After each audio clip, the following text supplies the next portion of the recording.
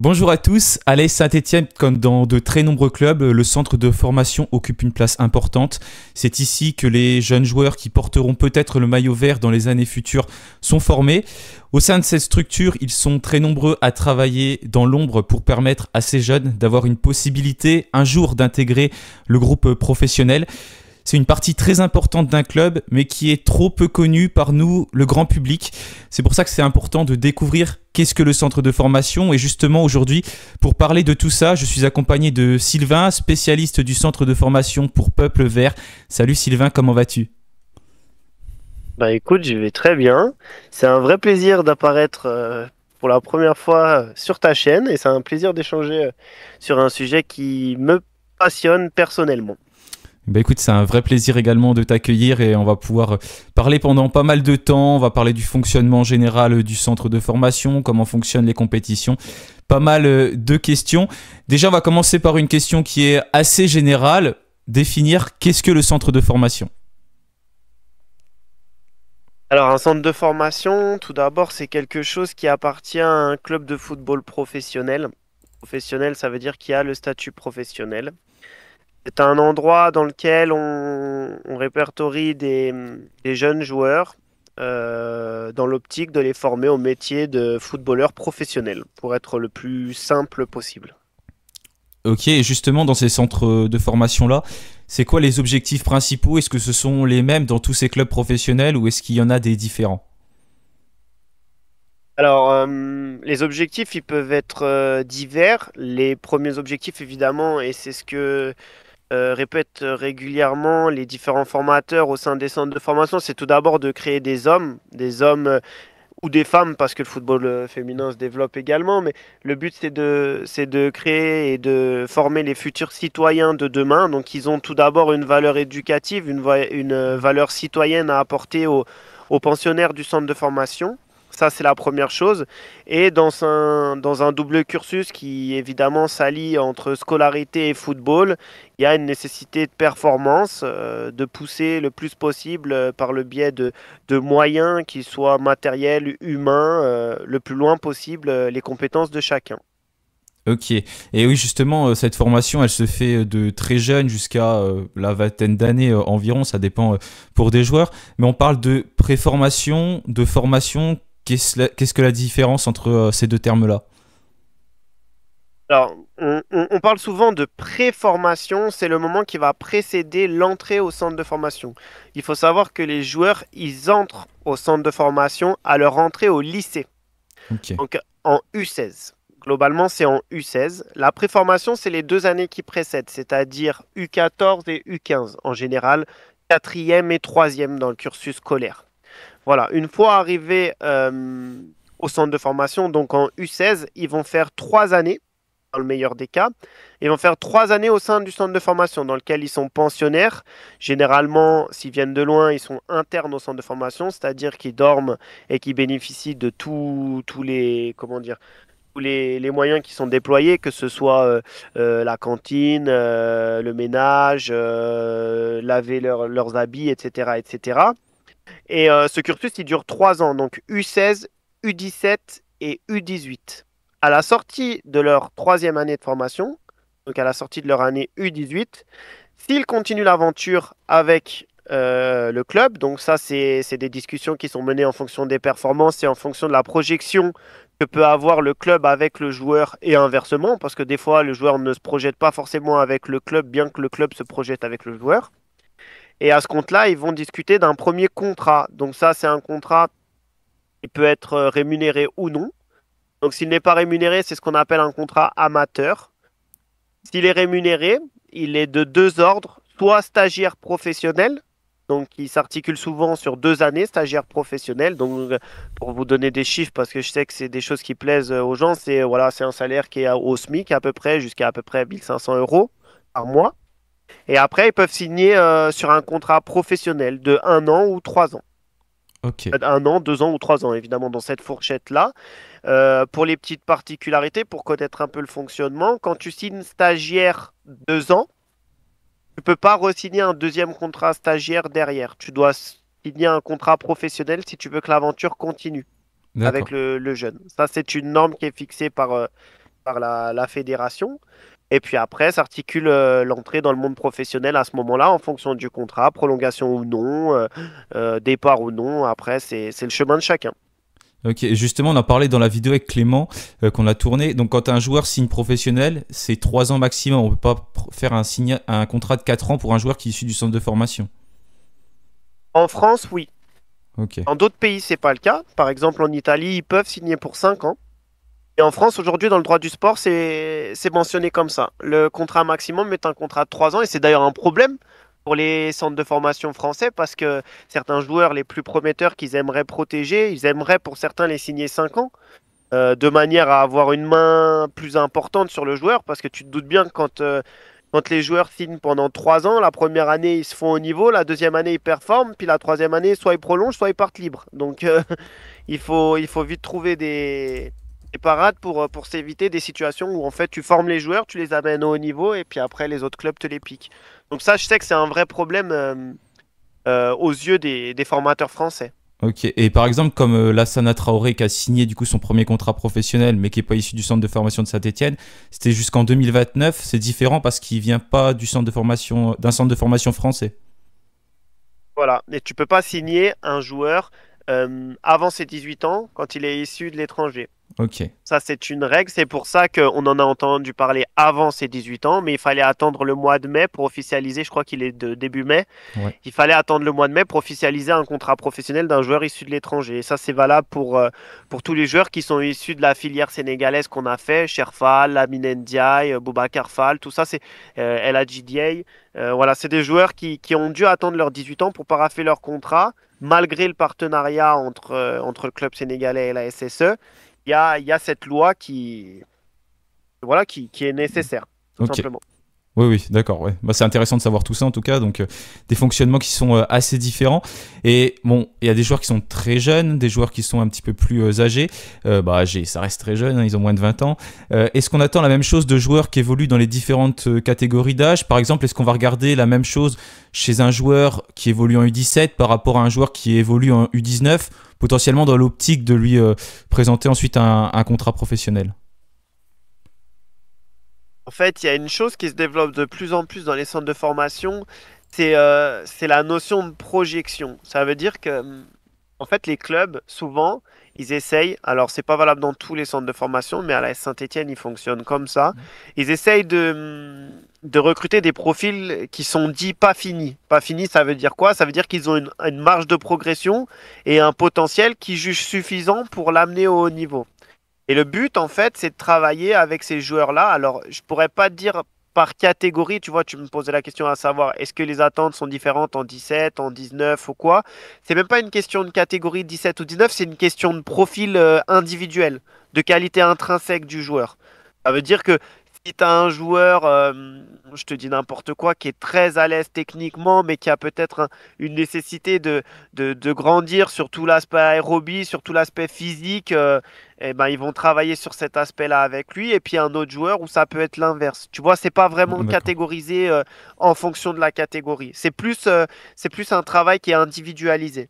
Ouais, d'accord. Ok, donc c'est vraiment les profils, suivant le profil de chacun, ce qu'ils regardent. Ok.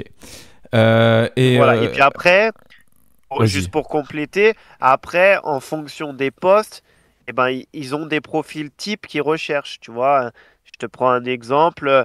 Aujourd'hui, dans les centres de formation français, on aime bien avoir des ailiers qui sont rapides, qui vont percuter, qui sont capables de répéter les efforts, alors que il y a quelques années en arrière, on pouvait avoir des joueurs de côté, des ailiers du profil par exemple de Franck Tabanou à l'époque, qui n'étaient pas forcément rapides, mais qui avaient des pieds très très performants, très très précis, et ça suffisait pour faire des bons ailiers. Aujourd'hui, on a des profils recherchés qui sont souvent calés sur les profils qui font le gratin du football, en fait, hein, pour être totalement Bon. transparent. Mais c'est vrai que c'est vraiment identifié en fonction des profils et des joueurs qu'on essaye de faire. Comme s'il y avait des portraits robots en fonction des postes, en fait.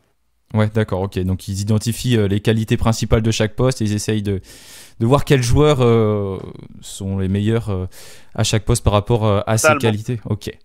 Et donc Totalement. il y a pas mal de centres de formation en France et quand même qui sont performants, comme Rennes, comme Lyon par exemple. Et comment justement Saint-Étienne se positionne par rapport à tous ces centres de formation français? Alors, c'est une question qui est toujours difficile à répondre. Pourquoi? Parce que deux choses. Première des choses, et d'ailleurs c'est un rapport qui est sorti là dernièrement euh, par la FFF, ils font chaque saison un bilan sur les différents centres de formation en les classifiant euh, par le biais de différentes catégories. Donc, ces catégories, elles sont composées de la performance à la scolarité, donc les différents diplômes qui sont obtenus par les joueurs pensionnaires du centre de formation, par le nombre de minutes jouées en équipe première, par le nombre de contrats pro signés, par le temps de jeu au sein des équipes nationales de jeunes, et en cinquième catégorie, par le temps de jeu qui est fait sur les joueurs issus du centre de formation dans les championnats européens. Quand je dis championnat européen, c'est Ligue des Champions, Ligue Europa, etc. Et via ces cinq catégories, en fait, il les note de 1 étoile à 5 étoiles, et ça leur permet d'établir en fait une moyenne sur les cinq catégories et donc un classement général sur les centres de formation français. Donc ça, c'est une première chose. Aujourd'hui, la Saint-Étienne a longtemps fait partie des 5 premiers centres de formation français. Cette année, ils ont un petit peu reculé en termes de résultats par rapport à cette classification-là. La faute à des résultats au niveau de la scolarité qui sont moins bons. Et la faute aussi à un temps de jeu en équipe première qui a été très limité cette saison. Et c'est vrai qu'on a très peu de joueurs qui ont obtenu du temps de jeu cette saison en Ligue 1. Donc voilà, c'est ce qui coûte un peu la baisse. Après, ça reste dans leur classement, ça reste parmi les 10 meilleurs centres de formation français. Ok. Après, on peut voir la chose d'un autre œil. Euh, Regarder la chose d'un autre œil en regardant les résultats purs de chaque catégorie. Je prends un exemple. En U17, ils ont terminé premier de leur poule. En U19, ils ont terminé premier de leur poule. Malheureusement, ils ont subi une décision qui leur a retiré 12 points suite à une erreur de licence d'un de leurs joueurs. Donc en fait, ils ont été rétrogradés à la cinquième position du fait qu'ils leur ont retiré 12 points. Mais si ils n'avaient pas retiré les 12 points, sur le plan sportif, ils ont terminé premier également de leur poule devant des Montpellier, des Marseille, des Monaco, des Nice, des Toulouse. Donc une poule composée que de centres de formation français. Et puis après, on peut prendre aussi le résultat de l'équipe réserve qui s'est maintenue largement en National 3. Aujourd'hui, tous les réserves de centres de formation évoluent en National 3. Donc voilà, c'est aussi le gage d'une certaine performance. Quand je dis tous les réserves évoluent en National 3, il y en a qui sont descendus en Régional 1. Et il y en a qui ont fait le choix de ne plus évoluer dans les championnats nationaux en faisant des compétitions annexes comme Monaco, comme Nice qui font des tournois amicaux internationaux, etc. D'accord. Bah oui, donc par rapport au classement que tu disais, ça veut pas forcément dire que Saint-Étienne a régressé malgré tout. Donc c'est plusieurs critères qui sont pris en compte parce que comme tu l'as dit, il y a quand même des bons résultats chez les U17, chez les U19 et même la réserve. Il y a eu quand même quelque chose, encore une fois, qui s'est pas très bien passé cette saison, c'est la Coupe Gambardella. Ça fait quand même quelques saisons que Saint-Étienne n'arrive plus à performer. C'est une coupe qu'on néglige à Saint-Étienne ou c'est malheureusement juste qu'il n'y a pas de résultat?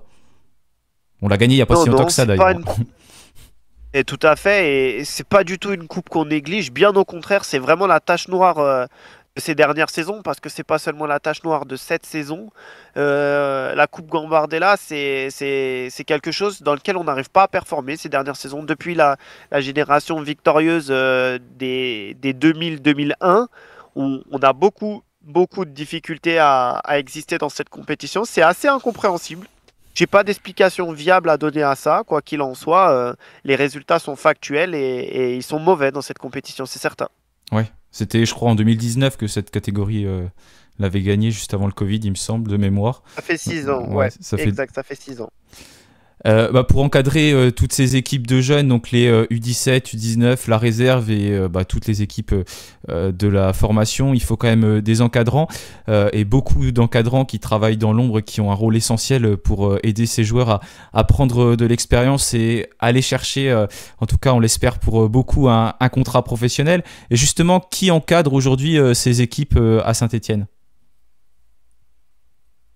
il y a, je vais même parler des U16 parce que c'est vrai que c'est quelque chose qu'on définit, qu'on parle beaucoup moins. On parle souvent des U17, U19 et de la réserve. Les U16, c'est quand même une catégorie qui est ultra importante. Pourquoi? Parce que c'est la première année où ils arrivent au sein du centre de formation et c'est une année charnière parce qu'elle demande de l'adaptation, elle demande de la connaissance du contexte. Pour certains, c'est la première fois qu'ils vont vivre éloignés de leur famille. Il y a tout un, comment dire, un processus à intégrer pour eux et elle peut déterminer la suite. C'est souvent un moment qui peut être difficile à vivre pour les jeunes joueurs. Donc une fois que ça est dit, on a depuis plusieurs saisons, et ce sera également le cas l'année prochaine, Kevin De Jésus qui est à la tête de cette catégorie U16, qui obtient des résultats très très satisfaisants avec cette équipe U16, hein. L'équipe U16 évolue contre des équipes U16 dont leur équipe appartient au championnat U17 national. Je ne sais pas si je me fais comprendre ou s'il faut préciser. Ouais, si tu peux un petit peu plus préciser, ouais. Que... En fait, ils ont créé une poule en U16 R1 qui se compose de tous les clubs de tous les clubs de Rhône-Alpes qui ont une équipe en U17 nationale. Donc, par exemple, il y a Grenoble, il y a Saint-Priest, il y avait Lyon, mais ils ont fait le choix de se retirer.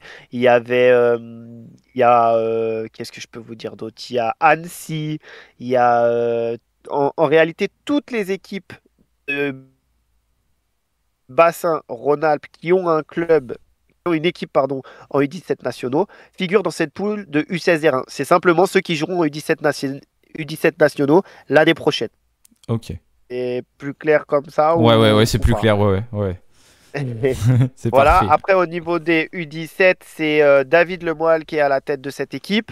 Il le sera également l'année prochaine. Les U17 cette saison ont terminé archi premier de leur poule avec une dizaine de points d'avance sur leur dauphin lyonnais. Ils ont fait une très belle saison.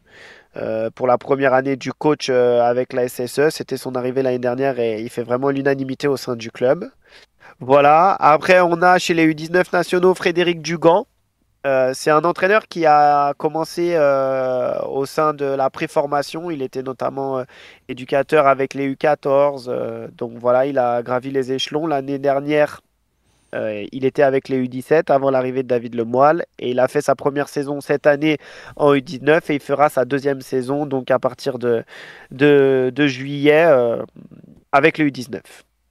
Et pour l'équipe réserve, l'encadrement a longtemps été géré par Razik Neder pendant quasiment 6 saisons. Et l'année dernière, son adjoint, donc Sylvain Gibert, a pris la relève lors des 6 derniers matchs, si je dis pas de bêtises, 6 ou 7 derniers matchs. Et ce sera également l'entraîneur de l'équipe réserve la saison prochaine, en binôme avec Romain Amouma. Ok. Donc oui, Roma Mouma qu'on a vu aussi avec l'effectif professionnel et qui donc prend un autre rôle la saison prochaine avec l'équipe réserve. Donc ce sera intéressant, je pense, pour lui d'avoir une expérience. Et ça peut être aussi un bon lien, je pense, avec la réserve et le groupe professionnel, d'avoir quelqu'un comme Roma Mouma à la tête de la réserve. C'est quelque chose qui compte aussi, ça? Pour moi, c'est un véritable problème au sein du club, ça. On a énormément de difficultés à faire passer le cap entre la réserve et le groupe professionnel à plusieurs joueurs. Euh, sur ces dernières saisons, on se rend compte qu'on a plusieurs joueurs qui performent dans d'autres clubs, mais qui ont eu du mal à performer chez nous, des jeunes joueurs issus du centre de formation. Et voilà, il y a une vraie difficulté à leur faire passer le cap. Alors, les torts sont partagés, hein. Je dis pas que c'est de la faute du centre de formation et je dis pas non plus que c'est de la faute du staff ou du groupe professionnel. C'est aussi un peu de la faute des joueurs, c'est aussi un peu de la faute du staff, c'est aussi un peu à cause du contexte général du club, des objectifs qu'on se fixe chez les professionnels et qu'on a peut-être des fois du mal à jouer avec certains jeunes pour se rassurer avec des joueurs plus expérimentés. C'est en tout cas un axe sur lequel le club doit vraiment progresser, c'est certain. Ok. Et justement, il y a quelqu'un qui est à la tête de tout ça, qui est directeur du centre de formation. C'est Laurent Huard. Quel est le rôle d'un directeur de centre de formation? Bah, il va avoir le rôle de chapeauter tout ça, comment dire, de superviser toutes les équipes. Laurent Huard, si certains vont voir quelquefois les matchs des jeunes, vous le croiserez quasiment toujours. Il fait l'unanimité au sein du club. Je connais très peu de personnes, je connais pas de personnes qui m'ont parlé en mal de Laurent Huard. C'est un grand, grand bosseur. Euh, voilà, il est capable de prendre sa voiture, de faire 5 heures de route pour aller voir un joueur qui est sélectionné en équipe de France, qui joue à Paris. Il prend sa voiture, il va, il regarde le match et il rentre chez lui dans la même journée. C'est quelqu'un qui fait vraiment l'unanimité. Et pour répondre plus sérieusement à ta question, bah, il va chapeauter que ce soit les différentes équipes. Il va distiller des conseils, que ce soit aux joueurs, aux éducateurs, donner son avis. Il va aussi interférer dans les joueurs qu'il faut peut-être proposer des contrats, contrats professionnels. Il va participer aux négociations pour voir comment ça avance, quelles sont les idées, quels sont les projets pour chaque joueur. Voilà, c'est vraiment un rôle d'ensemble où il va chapeauter le tout et où il va mener sa barque, en fait, tout simplement, au sein du centre de formation. C'est, comme son nom l'indique, le directeur du centre de formation. Donc, il donne les lignes directives, il donne les objectifs et il faut en sorte qu'ils soient atteints, tout simplement. Ouais, donc faut être passionné déjà pour faire ça. Et je pense qu'il a quand même déjà eu un rôle. Il a peut-être encadré des équipes jeunes, U17, U19 par le passé, non?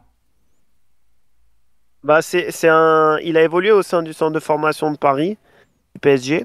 Ok. Mais c'est certain que Laurent Huard, c'est un grand passionné de football, hein, et ceux qui échangent avec lui, j'ai pas cette chance-là malheureusement, mais tous ceux qui échangent avec lui disent le plus grand bien de lui, de sa connaissance du football et de son implication au sein du club et de la formation stéphanoise, ça c'est certain. Ouais, d'accord.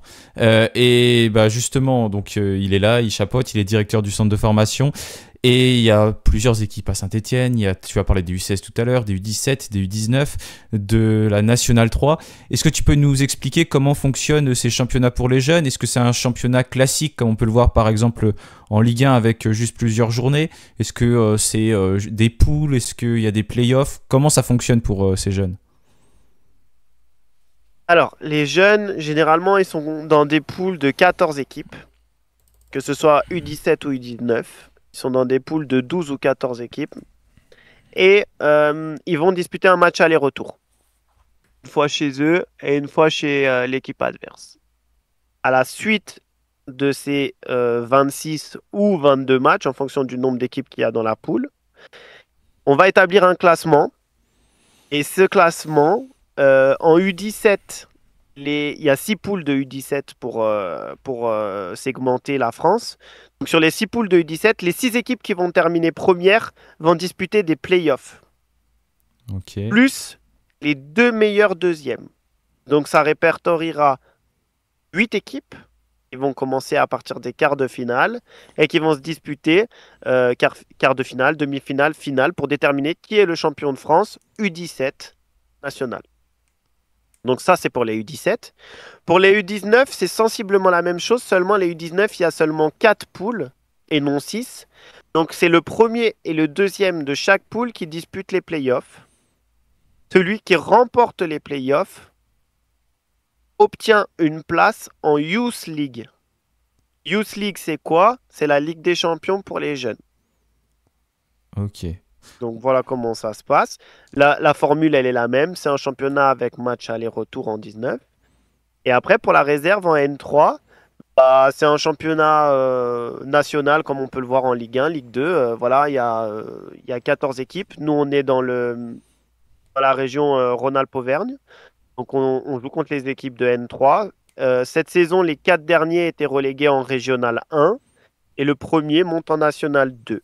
Donc cette année, c'est Limonest qui est monté en National 2 et qui a été relégué en Régional 1. Il y a eu Chambéry, Chassieux-Dessines, Espali et que je dise pas de bêtises, la réserve de Clermont Foot. D'accord. Voilà, Ok. tout simplement. Donc chez les jeunes, ça fonctionne quand même de manière différente par rapport aux professionnels. Et est-ce que Saint-Étienne a déjà été sacré dans une de ces catégories? En U17 ou en U19? Ouais.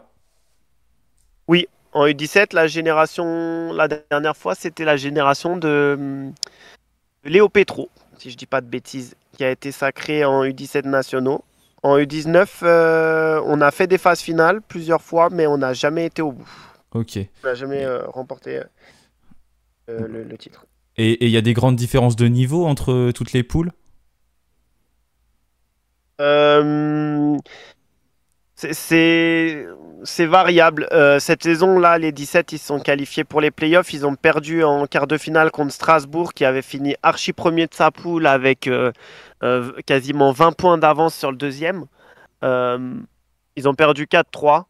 La différence n'était pas flagrante entre les deux au regard de comme Strasbourg avait dominé sa poule. Mais c'est des oppositions qui sont hyper intéressantes parce que tu joues clairement les meilleurs joueurs français. C'est ça qui est enrichissant pour eux. C'est des matchs déjà coup près sur un match. C'est pas aller-retour, c'est sur un match. Et c'est hyper formateur, cette version un peu phase éliminatoire, version coupe même, on pourrait dire. Vachement formateur pour eux.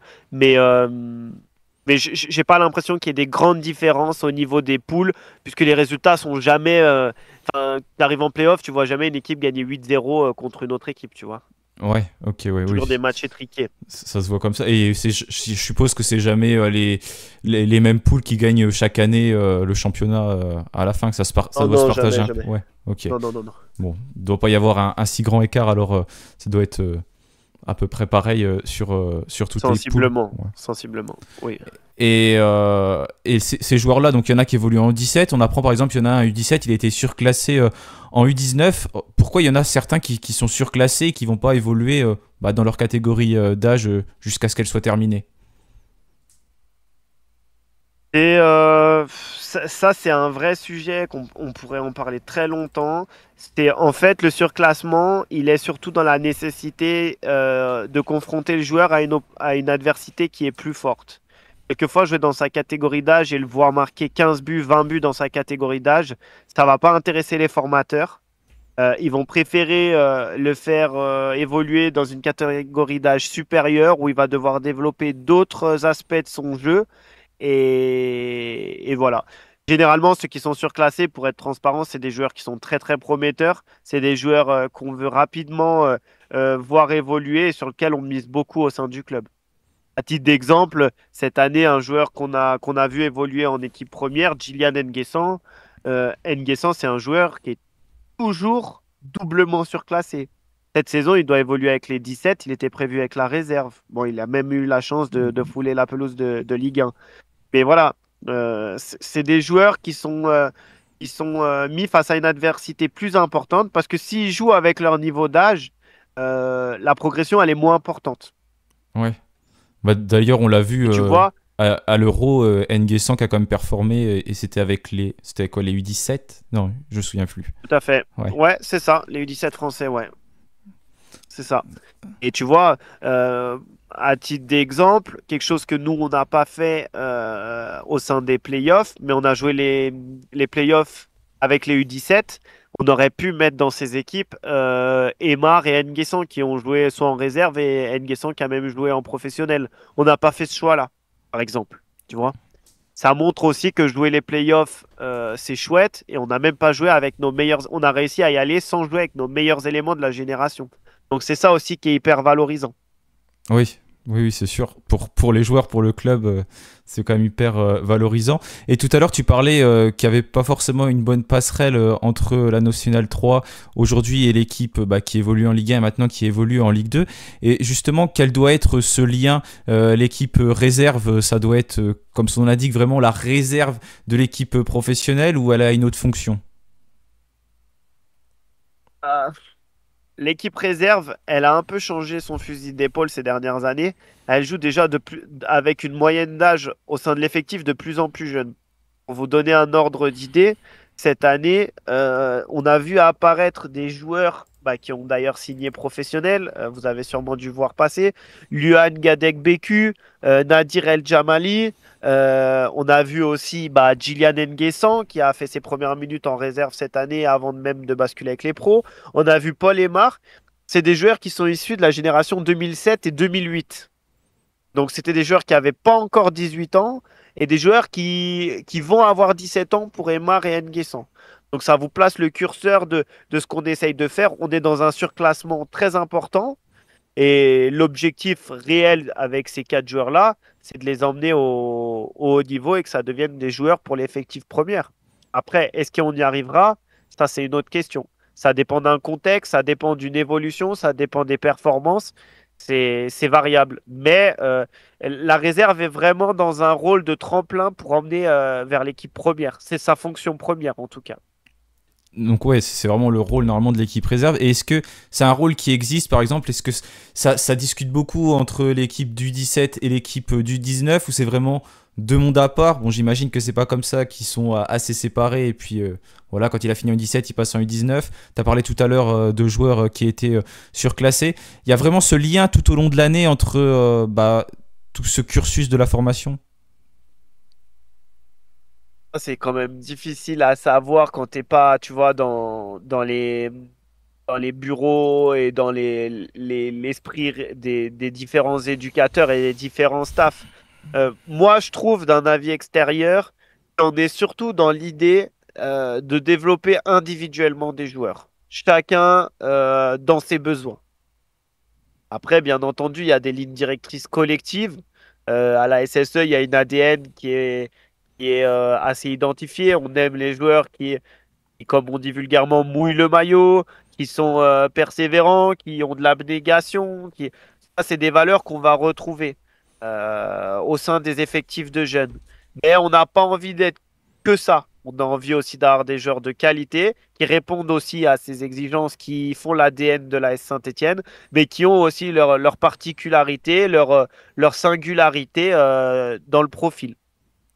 D'accord. Et d'ailleurs, des jeunes joueurs, par exemple en U17, il y en a beaucoup dans le groupe, ou c'est un effectif qui est limité à une quinzaine de joueurs, une vingtaine de joueurs? Ou est-ce qu'il y en a, je sais pas, 40, 50 qui peuvent prétendre à disputer un match chaque week-end?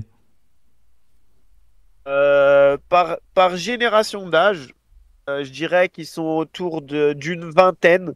Ça se compose assez souvent de la même manière, à savoir entre 12 et 14 qui sont issus de la région Rhône-Alpes. Il y en a à peu près 5 qui sont issus de la région parisienne. Et il y en a toujours un ou deux qui sont issus de la région PACA ou Occitanie, du sud de la France. Ça s'articule souvent grossièrement comme ça. Et c'est une vingtaine, pour répondre à ta question, par génération. D'accord. Donc ça fait quand même du monde au centre de formation. Sur les 4 ans, ça fait à peu près 80, 100 joueurs, j'imagine, au sein de la formation. Et puis après, Voilà. Mais il y a même ils, plus jeunes, ouais. ouais, ils sont au sein du centre de formation, ils sont trois générations, U16, Ouais. U17, U18. Donc voilà. Et puis après, il y a toujours des joueurs qui viennent de loin, qui sont U14, U15 et qui peuvent des fois déjà vivre au centre de formation parce enfin, ils vivent au centre de formation tout simplement. Donc ouais, en moyenne, au centre de formation, je dirais qu'ils sont 70-75 pensionnaires. Ok. Ok, ouais, ça fait quand même déjà pas mal de monde à encadrer. Et justement, j'avais une question que j'avais pas prévu de te poser, mais quand on dit par exemple que la Saint-Etienne a un style de jeu, par exemple en Ligue 1, avec Orneland qui veut inculquer son style de jeu, avec son système, est-ce que ça existe dans les centres de formation, ou justement, par exemple à Saint-Etienne, est-ce que des fois ils vont jouer en 4-3, en 4-3-3, des fois en 3-5-2 pour répondre un peu aux besoins et puis aux qualités qu'ont chaque joueur? Il y a différentes lectures. Il y a la première lecture qui est d'essayer d'avoir quand même un fil directeur entre les différentes équipes, que ce soit pro, réserve, U19, U17, U16. Et puis après, il y a une réalité du terrain. La réalité du terrain, c'est qu'aujourd'hui, je te dis n'importe quoi, si tu veux jouer en 3-5-2 avec des pistons, il faut avoir les joueurs qui peuvent jouer piston. Et des fois, dans l'effectif, tu les as pas, tout simplement. Donc, tu dois réorganiser ton équipe. euh, de manière à ce qu'elle soit la plus compétitive possible. Donc, il y a une volonté d'avoir une ligne directrice, mais il reste quand même tributaire des qualités et des disponibilités de leur effectif. Faut pas oublier qu'il y a des blessures, il y a des suspensions, il y a des méformes, comme dans tous les effectifs d'équipe de football, hein. et que les meilleurs doivent jouer tout simplement. Et des fois, les meilleurs qui jouent, ça t'oblige à réorganiser ton équipe sur la formation. Ça te fait repenser ce que tu voulais faire, ça te fait évoluer dans la réflexion.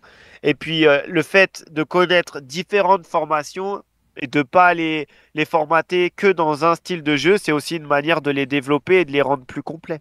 Donc ils vont pas forcément s'adapter au style de jeu du coach qui est en place, par exemple Eric Horneland au sein de la formation.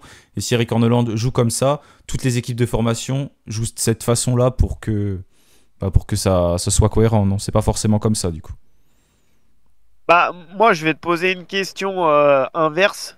Euh, Imagine que toi, tu es en U16, d'accord? Ouais.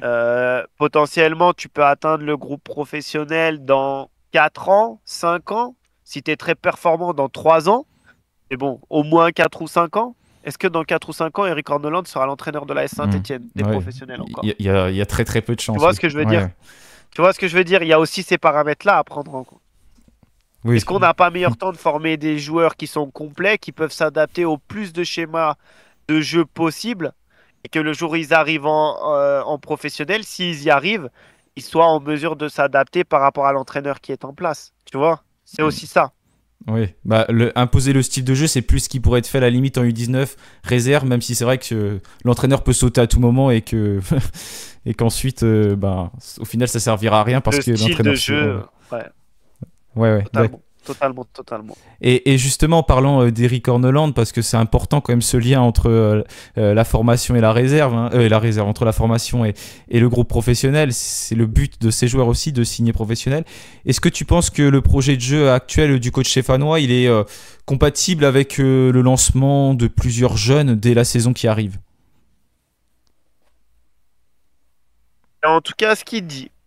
C'est en tout cas ce qu'il dit, qu'il aimerait s'appuyer sur le centre de formation, c'est le projet qu'il meurt, qu'il veut garder une place pour les jeunes issus du centre de formation au sein de son effectif et de ne pas avoir un nombre trop conséquent de joueurs dits confirmés. C'est ce qu'il dit. Aujourd'hui, avec N'Guessan, on peut le croire, parce que ce qu'il a fait avec N'Guessan, ça montre qu'il veut s'appuyer sur un joueur comme N'Guessan. Voilà, après, je ne sais pas si vous avez vu sur Peuple Vert l'article qui dit qu'il y a 6 joueurs qui étaient entre le groupe professionnel et l'équipe réserve qui ont été envoyés avec l'équipe réserve et sur lequel le coach ne compte pas, hein. Karim Cissé, Sherfal, Darling Bladi, Enzo Maïla, Mayvin Agesilas, pour ne citer que. Voilà, c'est aussi le signe que certains joueurs ne correspondent pas à ce qu'il veut faire et que tous ne seront pas envoyés. Donc il y a un juste milieu à trouver. J'espère qu'il saura le trouver et j'en doute pas parce que j'ai l'impression que Eric Horneland marche au mérite. Donc c'est la meilleure chose possible. Ouais, et puis on aura certainement l'occasion quand même de voir déjà ces jeunes évoluer pendant les matchs de préparation, en tout cas ceux sur lesquels le club semble compter. Et tu as dit tout à l'heure qu'il fallait chercher des jeunes joueurs donc pour aller pour les centres de formation. Il y en a qui viennent de la région parisienne, d'autres du bassin stéphanois. Justement, comment sont recrutés l'ensemble de ces jeunes joueurs? Est-ce que Saint-Étienne utilise un réseau spécial? Je sais pas, est-ce qu'il y a des recruteurs qui sont placés un peu partout dans toute la France, voire même en Europe? Comment ça fonctionne tout ça pour aller dénicher ces jeunes talents? Alors actuellement, la SSE n'a pas de recruteur en Europe.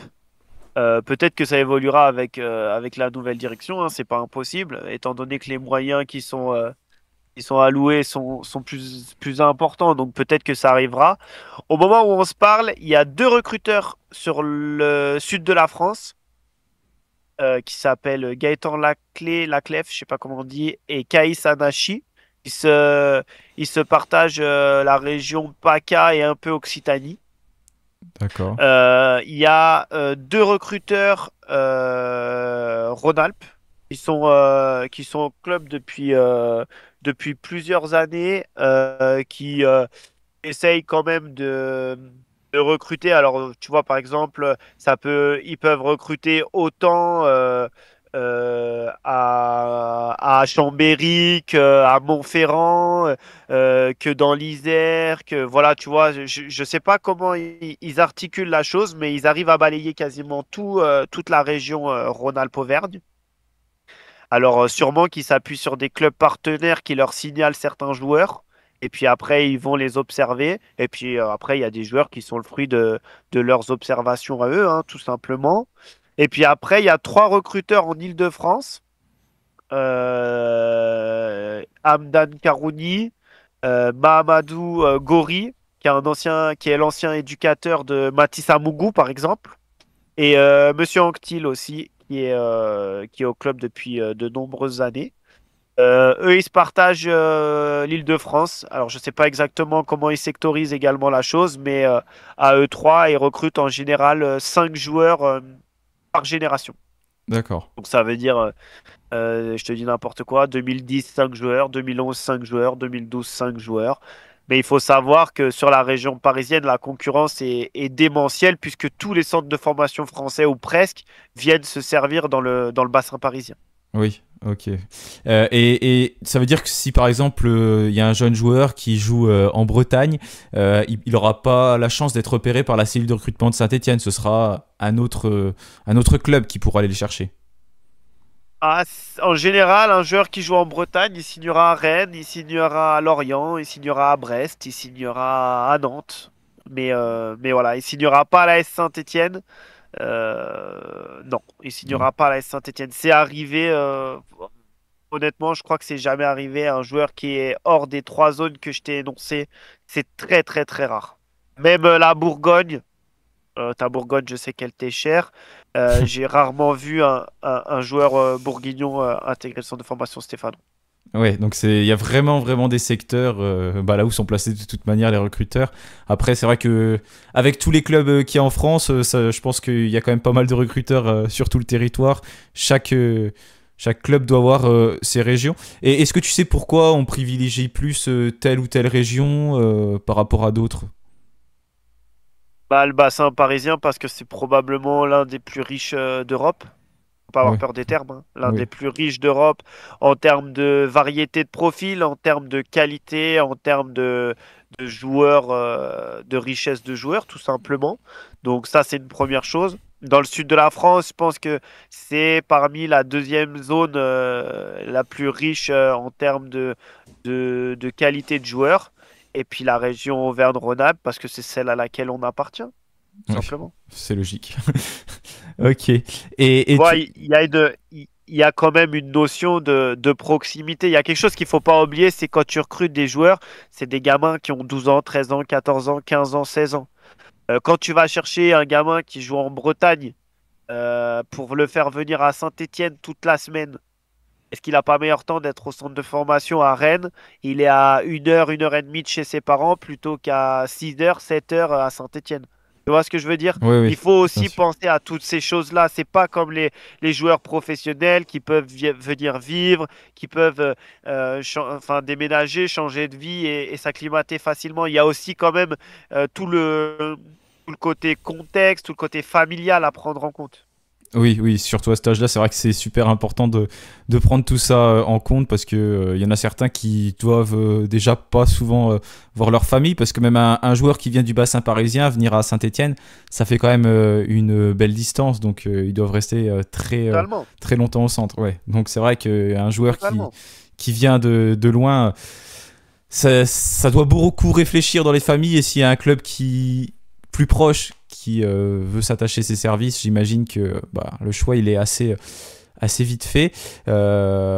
Et justement, donc il y a 70-80 joueurs, on a dit, au centre de formation à peu près. Est-ce que tu sais à peu près quel pourcentage parvient à la fin à signer un contrat professionnel? Parce que c'est pas tous les joueurs, bien sûr, qui sont formés dans un club qui signent professionnel à la fin.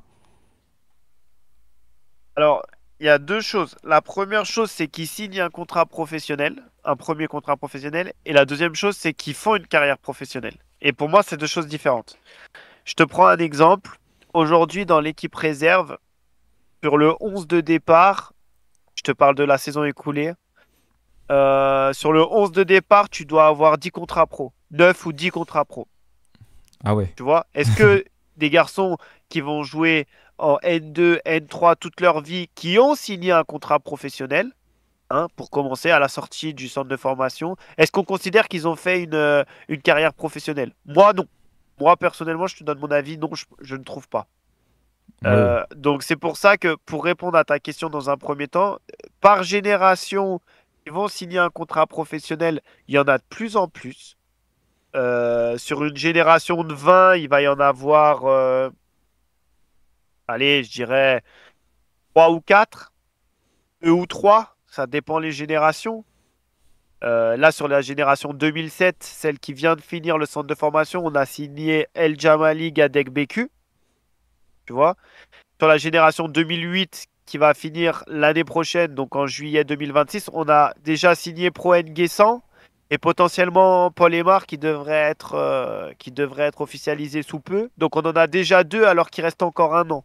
Potentiellement, là, durant l'année à venir, là, on va en signer encore peut-être un ou deux ou trois, j'en sais rien, en fonction des performances. Donc tu vois, c'est vraiment variable en fonction des générations, ça. Ça dépend vraiment. Et après, qui font une véritable carrière sur les 20, il y en a, ouais, un, deux, ça dépend des générations, trois des fois. Ça dépend les centres de formation aussi. Tu vois, par exemple, à Rennes, qui est considéré comme le meilleur centre de formation français avec le Paris Saint-Germain. À Rennes, dans la génération 2005, la même génération, ils avaient Désiré Doué, donc tout le monde connaît, et Mathys Tel, que tout le Ok. monde connaît aussi. Donc, quand tu sors deux extraterrestres comme ça dans Ouais. la même génération, tu vois, tu peux facilement avoir cinq six mecs de la même génération qui signent professionnels. C'est variable, c'est hyper variable. C'est variable, mais ça reste quand même peu à la fin, quoi. Par rapport au nombre de personnes qui rentrent au centre de Ah bah, formation.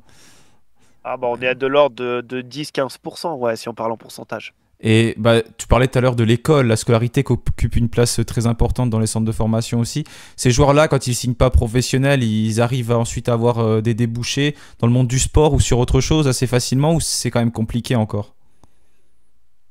Bah, il y a deux chemins qui sont pris. Il y a le chemin de celui qui veut s'obstiner dans une carrière de foot et qui va réussir à dégoter des contrats dans des championnats mineurs, comme soit National 2, National 3 ou National 1, soit partir dans des pays, Bulgarie, voilà, je te dis n'importe quoi, Luxembourg, où il y a des championnats moins huppés, mais dans lesquels tu peux vivre du football quand même. Sans avoir 15 000 par mois, hein. Tu tournes à 3 000 par mois, 2 000 par mois, 3 000 par mois, mais au moins tu peux vivre du football.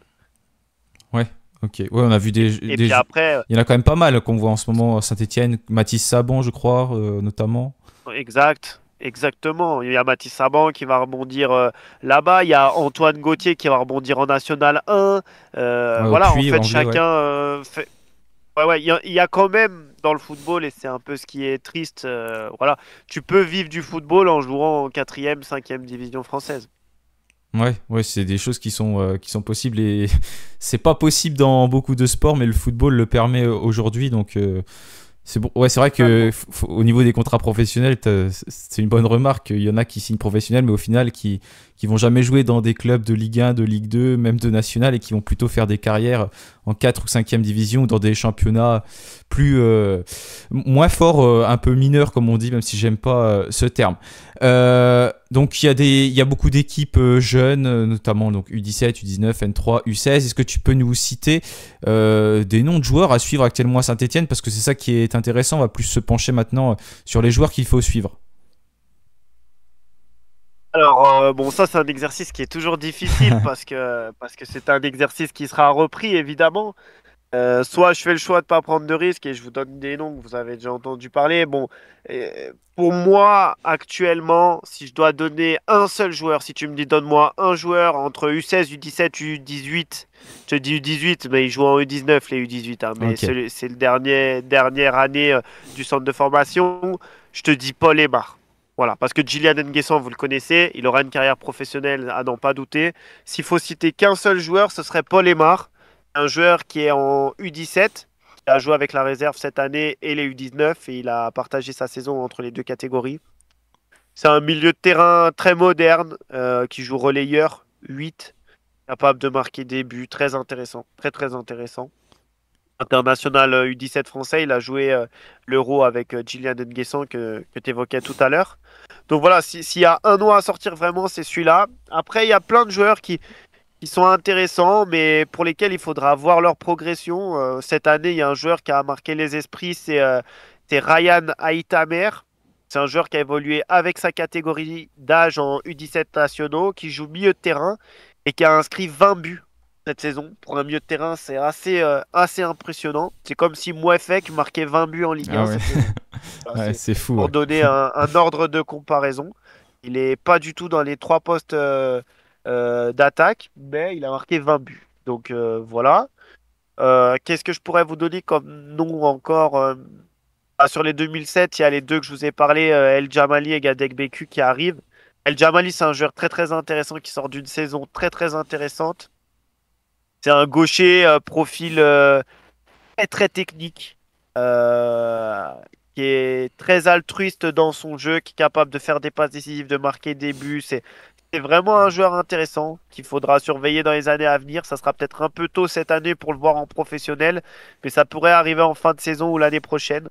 C'est vraiment un joueur soyeux, si je peux dire Hmm. ça. Donc voilà. Puis après, sur les U16, c'est toujours difficile de se projeter parce que c'est la première année. Comme je t'ai dit, c'est une année d'acclimatation. C'est vraiment sur la deuxième année où tu peux te faire une première vraie idée des joueurs une fois qu'ils ont passé la première année et qu'ils ont englobé la charge de travail que demande de s'entraîner tous les jours, de vivre loin de leur famille, de vivre au rythme d'un mini footballeur professionnel, en fait, tout simplement. Mm. Et si on regarde d'un point de vue plus collectif, regroupant toutes les individualités, est-ce qu'il y a une génération qui ressort plus que les autres, qui est plus prometteuse sur le papier en tout cas? Bah, tu vois, la génération 2007 qui vient de terminer son année qui vient de terminer en U19 nationaux, ils ont fait U15 champion Rhône-Alpes, U16 champion Rhône-Alpes, U17 qualifié pour les playoffs, éliminé en demi-finale des playoffs, et U19 sans avoir eu le retrait de 12 points, ils auraient terminé premier de U19 national. Donc en termes de résultats collectifs, c'est une équipe qui aura obtenu des résultats assez impressionnants quand même. Et pourtant, au moment où je te parle, aucun n'a évolué avec le groupe professionnel. Tu vois? Ouais, Donc vraiment, il y a ce paradoxe entre individualité et collectif. ok, ouais, ouais. Donc c'est à suivre aussi au niveau de cette génération malgré tout, même si bon, il n'y a pas forcément d'individualité qui semble ressortir pour l'instant. Est-ce qu'il y a un ou deux joueurs qui pourraient entre guillemets exploser dès la saison prochaine? Tu as parlé de Paul Aymar, ce sera peut-être plus dans le futur. Je sais pas si c'est dans l'immédiat ou plus dans le futur, mais en tout cas évoluer en Ligue 2 directement, est-ce que tu en vois parmi tous ces jeunes-là? On a vu N'Guessan déjà lancé l'année dernière en Ligue 1. Est-ce que Eric Orneland pourrait potentiellement continuer avec lui? Est-ce que parmi tous ceux qui ont signé professionnel, tu en vois un qui pourrait être directement utilisé au début de saison, ou c'est quand même trop tôt encore pour ces jeunes joueurs? Ah, N'Guessan, je suis très curieux de voir la saison qu'il va effectuer avec le groupe professionnel. Honnêtement, ça peut être la saison de l'explosion pour lui. Je pense qu'il jouera les doublures.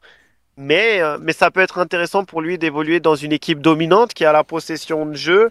Je demande à voir. Après, il y a des joueurs qui seront un peu plus âgés, qui peuvent pointer le bout de leur nez.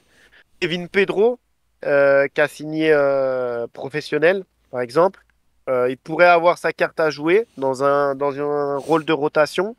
Et puis à voir comment vont être utilisés Gadek Beku et El Jamali. Mais à mon sens, ça sera davantage pour la réserve cette saison, bien que ce soit pas impossible qu'ils grattent quelques minutes dans la saison avec le groupe professionnel.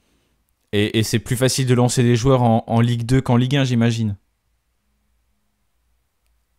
Bah oui et non, hein, parce que on a vu que les deux saisons durant lesquelles on a joué en Ligue 2, on n'a pas forcément Mm. lancé beaucoup de jeunes.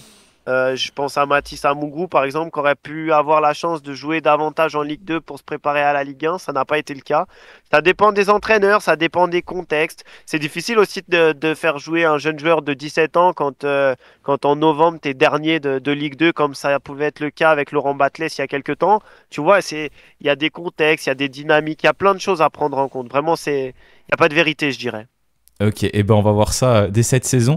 Bah écoute Sylvain, on est arrivé au bout de la vidéo. Je te remercie, c'était vraiment très intéressant de pouvoir échanger avec toi et j'espère que vous en avez appris plus en tout cas sur le centre de formation. Donc bah merci Sylvain et puis bah il faut aller retrouver tes articles bien sûr sur Peuple Vert parce que tu parles beaucoup de formation et c'est super intéressant. Et les portraits des joueurs, les résultats des groupes. Donc n'hésitez vraiment pas à aller sur Peuple Vert déjà pour suivre l'actualité en général bien sûr et puis pour suivre toute la formation. Donc merci Sylvain.